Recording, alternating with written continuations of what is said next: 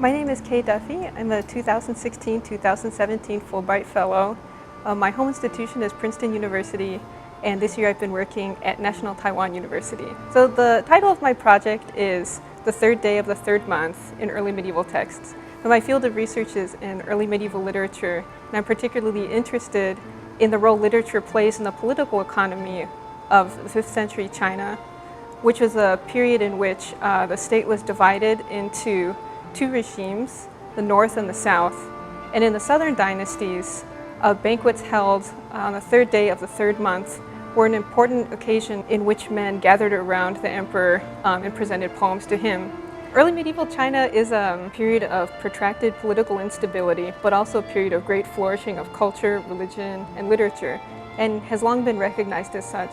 The questions that I'm looking at are very fundamental to Chinese history, Chinese literature, and history in general.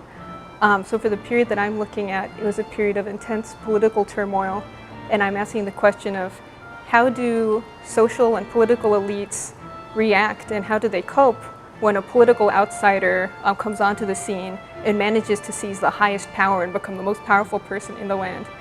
And how does history judge the efforts of these people to cope with such changes? I am looking at how the men of the period were also greatly invested in questions of statehood and legitimacy. When a political outsider comes in and destabilizes the established regime of power and immediately starts working to dismantle the existing bureaucracy, how do people react? So I believe that these are questions that have relevance far beyond the world of early medieval China. If one were to stay in one place all the time and planning their project and executing it by themselves, there's so much that they would miss out on that they would never know.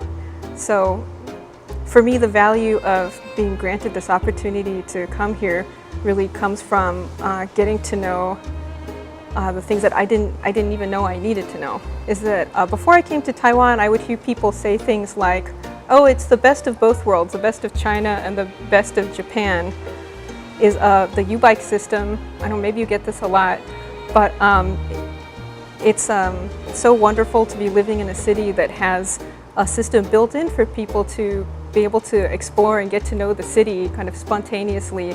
I'd never been to before, or biking along the riverside, or biking to Danshui, and so I guess that might be one of my favorite memories from my time here. I've been hearing about, since I started studying Chinese literature, about what a wonderful place it is to work, and again, how wonderful the people are, and I feel very grateful that I've been given this chance to come here, and I certainly can say that I learned a lot, and that I've benefited from the scholars and students and people that I've met here, and that I will continue to after I return to the United States.